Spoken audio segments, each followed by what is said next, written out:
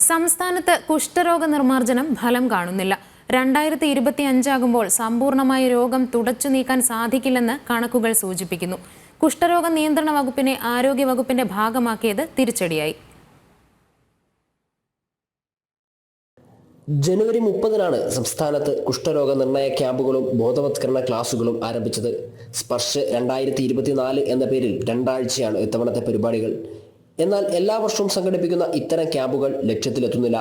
2023-ൽ 284 ആളുകളാണ് വിവിധ ആശുപത്രികളിൽ രോഗത്തിന് ചികിത്സ തേടിയത്.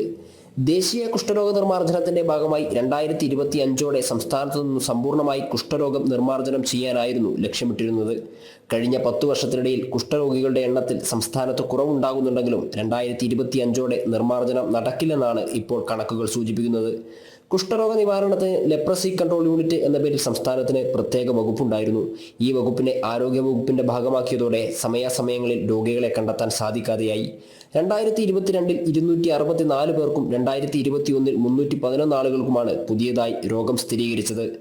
ഡോക്ടർമാരുടെയും ജീവനക്കാരുടെയും ക്ഷാമവും കുഷ്ഠരോഗ നിയന്ത്രണത്തിന് വെല്ലുവിളി ഉയർത്തുന്നുണ്ടെന്ന് ആരോപണമുണ്ട്.